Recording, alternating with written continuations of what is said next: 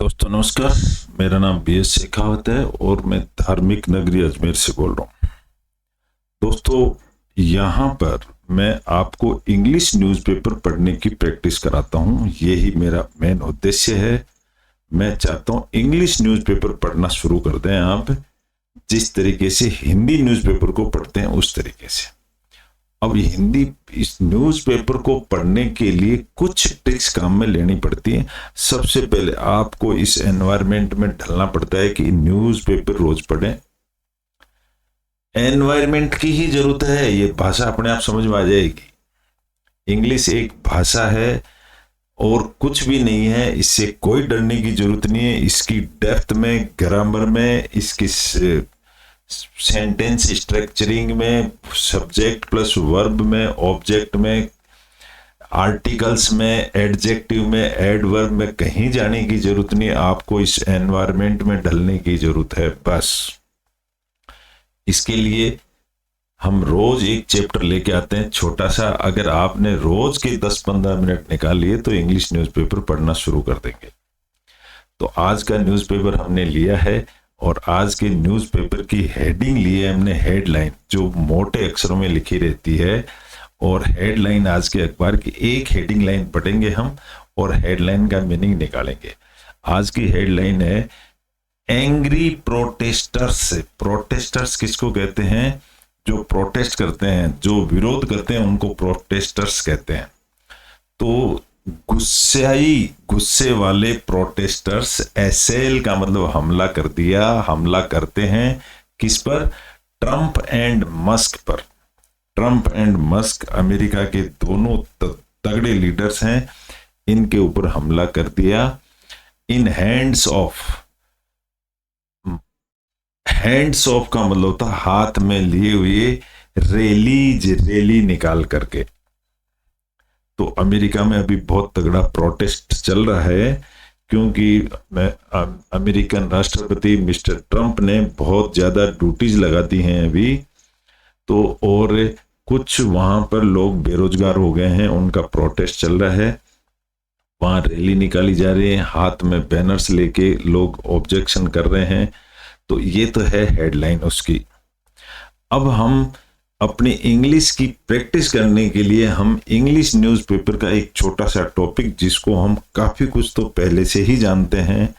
दूसरा वो आध्यात्मिक होता है, तो हम राम सीता की कहानी पहले से ही जानते हैं और उसको इंग्लिश में लिखा हुआ है। तो हम इंग्लिश टू हिंदी ट्रांसलेट करेंगे। और ट्रांसलेट क्योंकि हिंदी हम जानते हैं, यानी कि आधा पोर्शन तो हम उसका जानते ही है, आधा इंग्लिश लैंग्वेज का में है। तो हम धीरे धीरे प्रैक्टिस करेंगे तो वो आधा भी कवर हो जाएगा। आज का टॉपिक है हमारा राम एक्सेप्टेड। राम ने स्वीकार कर लिया एवरीवन इक्वली, प्रत्येक आदमी को बराबर स्वीकार कर लिया श्री राम ने। ये तो हो गया इस टॉपिक का हेडिंग लाइन। और इस टॉपिक को लिखने वाले हैं मिस्टर बी पुरुषार्थ। अब ये बी पुरुषार्थ कौन है मैं आपको बता दूं। The writer is joint secretary DEA, ministry of finance, government of India. Views are personal, उनके पर्सनल व्यूज हैं क्योंकि वो सरकारी कर्मचारी हैं, इसलिए अपनी फोटो वगैरह दिखाते नहीं हैं, लेकिन उन्होंने अपने विचार लिख दिए हैं। अब हम उनके विचारों को हम पढ़ेंगे। अब श्री राम के बारे में सभी लोग जानते हैं, इसलिए ये टॉपिक हमारे 75% तो समझा हुआ ही मान के चलो। 25% थोड़ा सा और बाकी रहेगा, वो हम इंग्लिश टू हिंदी ट्रांसलेट करेंगे तो हम समझ जाएंगे। हम दूसरे किसी टॉपिक को समझे चाहे नहीं समझे, लेकिन इस टॉपिक को हम 100% समझ जाएंगे अगर हमने थोड़ा सा ध्यान लगा के इसको पढ़ लिया तो। अब मैंने इसको क्या किया, इसको कॉपी पेस्ट करके माइक्रोसॉफ्ट वर्ड में लिख दिया है ताकि हमारे को समझना और समझाना बहुत आसान हो जाता है। चलिए हम टॉपिक पढ़ते हैं। क्या लिखा है इन्होंने?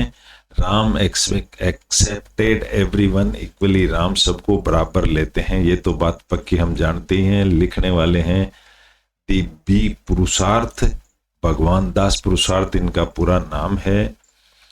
अब इन्होंने क्या लिखा है इसको पढ़ते हैं।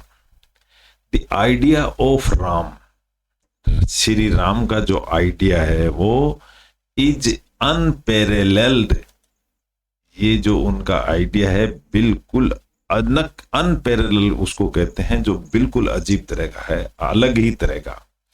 इन इट्स कैरेक्टर, उनके चरित्र में, श्री राम का चरित्र तो अलग ही है, कंट्रीब्यूशन में एंड इम्पैक्ट में उनका असर ही बिल्कुल अलग है। Ram has been understood, understood का मतलब वो समझ गए थे, इन मल्टीपल वेज, बहुत सारे रास्ते वो जानते थे या समझ गए थे।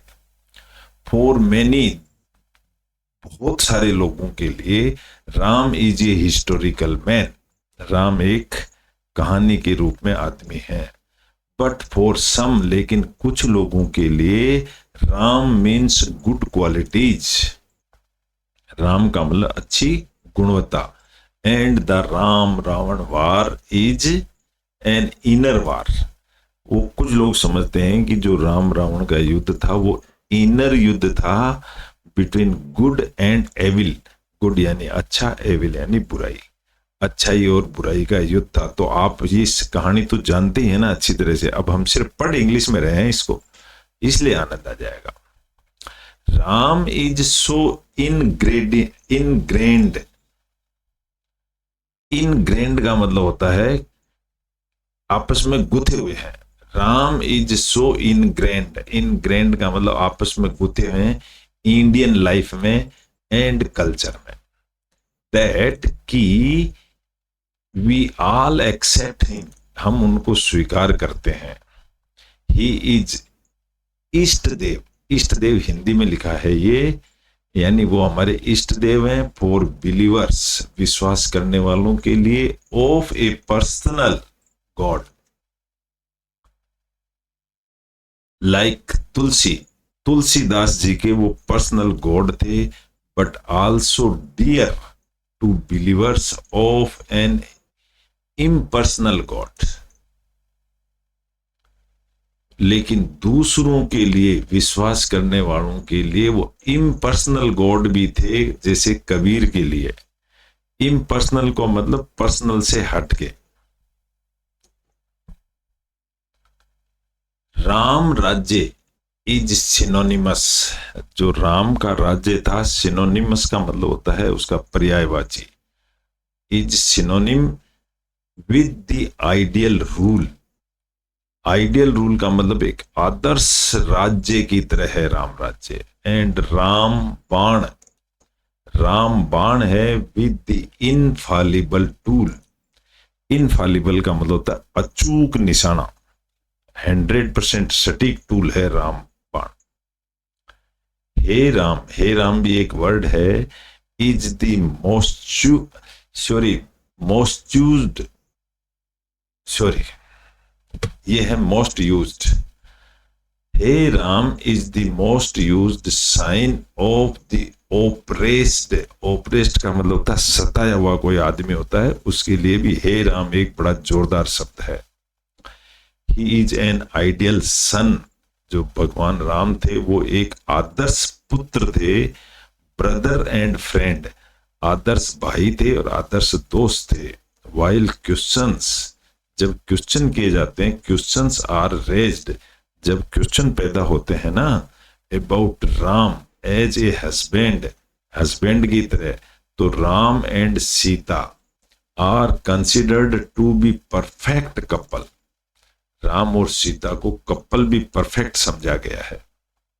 इन दी हिंदू बेल्ट, हिंदू रीति रिवाज या हिंदू राज्यों के अंदर मेजोरिटी ऑफ मैरिज सॉन्ग्स, जो शादी में गीत गाए जाते हैं, are based on Ram, Ram के बेस होते हैं। Ram is a common name for many people, बहुत सारे लोगों का नाम राम के ऊपर होता है। And Ram Ram is a standard greeting, एक अभिवादन भी है Ram Ram.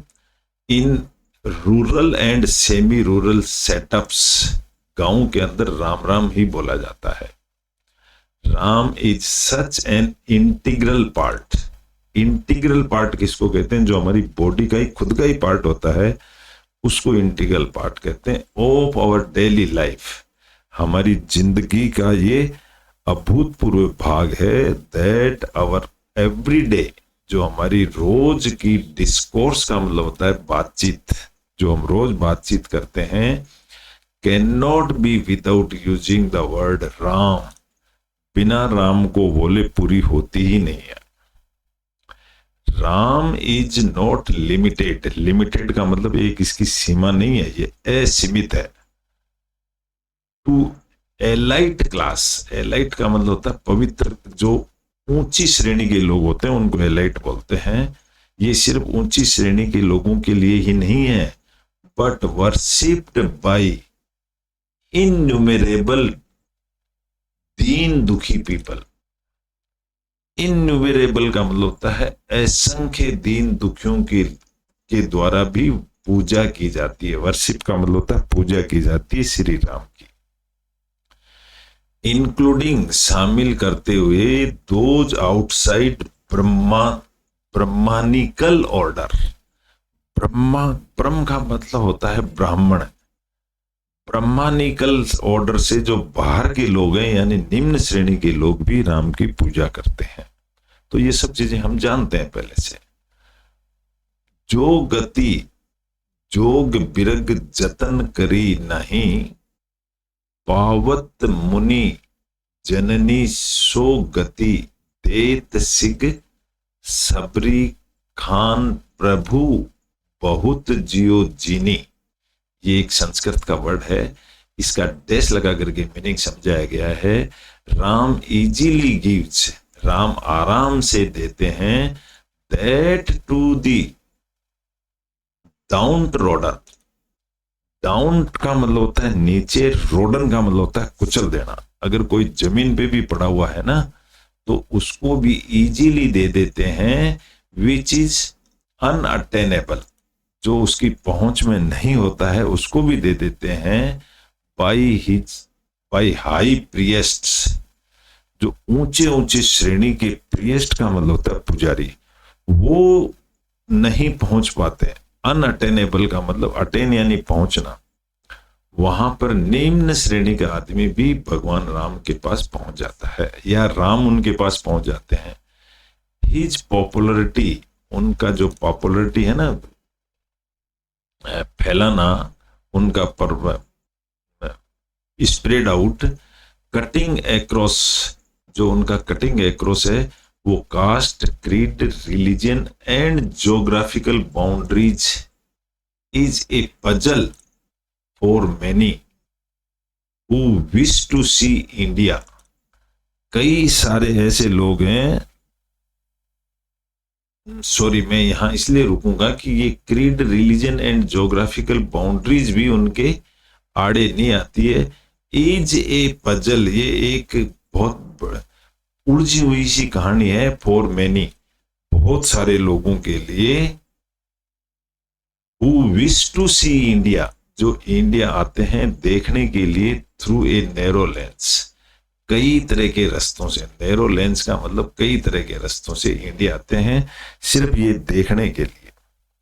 But how did Ram attain, Shri Ram कैसे अटेन करते हैं उनको, सच स्टेटस एंड इंपॉर्टेंस, लेकिन वो राम को कैसे प्राप्त करते हैं। Not just because he is an अवतार, उनको सिर्फ अवतार के रूप में ही नहीं, Ram is in a different league, Ram कई जगह उपलब्ध हैं।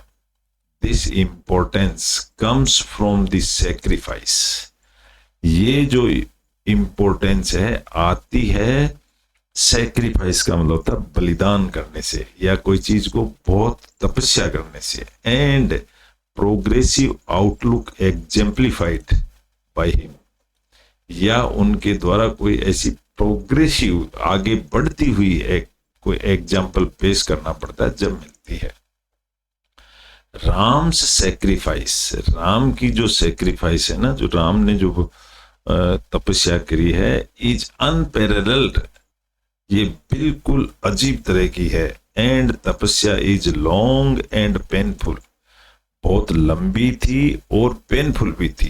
डेस्पाइट बीइंग वर्दी एंड पावरफुल, भगवान राम वर्दी यानी बहुत पैसे वाले और पावरफुल होते हुए भी, ही सन्स, सन का मतलब होता दूर रहना, दी किंगडम, किंगडम से दूर रहे, फॉर हिज फादर्स विश, अपने पिताजी की इच्छा के कारण, बीइंग ट्रूथफुल टू हिज वो, वो का मतलब होता है शपथ, क्योंकि उन्होंने शपथ ली थी, ही नेवर टुक कंफर्ट, कि वो आराम नहीं करेंगे, फ्रॉम रॉयल पेट्रोनेज, रॉयल मतलब राजाशाही ठाट का आनंद वो नहीं उठाएंगे, ड्यूरिंग वनवास, वनवास के समय, ही एक्सेप्टेड एवरीवन इक्वली, भगवान राम ने सबको बराबर देखा है, एंड एम्पावर्ड देम, और सबको बराबर पावर दी है। राम लेड, लेड का मतलब लीड की सेकंड फॉर्म है लेड, राम ने लीड ले ली है पीपल के साथ में, टू चेंज द वर्ल्ड, संसार को बदलने के लिए। मैनी फेल्ट, बहुत सारे लोग, फील की सेकंड फॉर्म में फेल्ट, फील करते हैं, क्या फील किया, सॉरी फॉर अहिल्या, अहिल्या के लिए सॉरी फील किया, बट ओनली राम वर्कड, लेकिन श्री राम ने काम किया, फॉर हर सोशल रीएक्सेप्टेंस, उनको स्वीकार किया श्री राम ने। ओनली राम, राम ही है, वेप्ट, वीप की सेकंड फॉर्म है वेप्ट, यानी राम रोए, फॉर हिज वाइफ, अपनी वाइफ के लिए, फॉर सेटिंग द न्यू मर्यादा, और एक मर्यादा स्थापित करी। ही फॉट, श्री राम ने लड़ाई लड़ी, with high and mighty Ravan, बहुत बड़े रावण से, इंद्र से, जयंत से एंड बाली से। राम्स फाइट वाज, राम की जो लड़ाई थी, was not only for his wife, Ram की सिर्फ उनकी वाइफ के लिए लड़ाई नहीं थी, but it was for the oppressed, oppressed यानी सताना होता है, यानी जो अत्याचारी थे उनके खिलाफ उनकी लड़ाई थी। ही एवोव्ड, एवोव्ड का मतलब भी वही होता है, वो यानी शपथ लेना, उन्होंने शपथ ली, इन आरती मुनि आश्रम, आरती मुनि, अत्रि मुनि आश्रम के अंदर, to rid the world of oppressors, rid का मतलब होता है मुक्त करना, संसार को, ऑपरेसर्स जो लोग ऑपरेस करते हैं, सताते हैं, उनसे मैं आजाद करा दूंगा। तो बहुत सारे राक्षसों को उन्होंने मारा था। वाइल मैनी कल्चर्स, बहुत सारे जो रीति रिवाज हैं, एंड सिविलाइजेशंस, एसाइन, एसाइन का मतलब होता है देते हैं या किसी को सौंपते हैं, बहुत सारे कल्चर सौंपते हैं, द लॉ गिविंग रोल, एक नियम, to the wealthy and powerful नियम, India assigns this role, India ये रोल असाइन करता है, देता है, टू दी वाइज एंड तपस्वी, तपस्वी ये वाइज यानी समझदार और तपस्वी लोगों को, who are beyond material pursuits, जो लोग मेटेरियल के पीछे नहीं भागते, मेटेरियल यहां माया जगत को बोला गया है। Ram is the ideal person, ideal का मतलब होता है आदर्श person. Tailor made, tailor made का मतलब होता है जैसे टेलर किसी कपड़े को अपनी जरूरत के मुताबिक कटिंग करता है ना, उसको कहते हैं जरूरत के मुताबिक, फॉर हिज रोल, ऐसा श्री राम ने रोल किया। एंड ही एंश्योर्स, उन्होंने ये दावा किया, दैट ही डज सो, वो ऐसा करते हैं, वाइल रिमेनिंग ए लाइफ लॉन्ग तपस्वी, जैसे ऐसा ही तपस्वी लोग करते हैं। राम तपस्वी राजा, इसीलिए राम को तपस्वी राजा कहते हैं। दैट इज वाई, इसीलिए अल्लामा इकबाल राइट्स, एक अल्लामा इकबाल मुस्लिम राइटर थे, उन्होंने लिखा है, हे राम के वजूद पे हिंदुस्तान को नाज, राम के वजूद पर हिंदुस्तान को नाज है। अहले नजर समझाते नहीं इसको इमाम ए हिंद, उसको इमाम ए हिंद कहते हैं। India is proud of Ram, India भगवान राम की वजह से हमें घमंड है। वाइज कंसीडर हिम, उनको हम बहुत समझदार मानते हैं, स्पिरिचुअल गाइड मानते हैं ऑफ इंडिया। तो इस तरह का एक लेख लिखा है। लिखने वाले कौन है? The writer is joint secretary DEA, department of education affairs, ऐसा ही कुछ नाम है, मिनिस्ट्री ऑफ फाइनेंस के अंदर है ये, department of economic affairs, ministry of finance, government of India. Views are personal, ये उनके पर्सनल व्यूज हैं। तो आशा करता हूं आपको इसको पढ़ने में मजा आया होगा, क्योंकि कहानी जानी पहचानी है और हमने 2 भाषाओं का टैली कर लिया, इंग्लिश और हिंदी को। कुछ एक 2-4 वर्ड हम सीख गए हैं। इस तरह से हम इस एनवायरमेंट में ढल जाएंगे। रोज एक चैप्टर 15-20 मिनट के लिए पढ़ लीजिए। आप 1, 1.5, 2, 2.5 महीने के अंदर तो इंग्लिश न्यूज़पेपर पढ़ने वाले बंदे बन जाएंगे। दोस्तों, ऐसे ही मैंने भी इंग्लिश न्यूज़पेपर पढ़ना शुरू किया था और आज आपके सामने पढ़ के बता रहा हूं। आशा करता हूं अगर आप इस तरीके को फॉलो करें तो आप भी इस तरह से इंग्लिश न्यूज़पेपर को डेफिनेट पढ़ सकते हैं। अगर किसी को कोई शक हो तो मेरे से डायरेक्ट संपर्क कर सकता है, मैं और तरीका बता सकता हूं, और अपने कमेंट्स दीजिए। Thank you very much, good bye.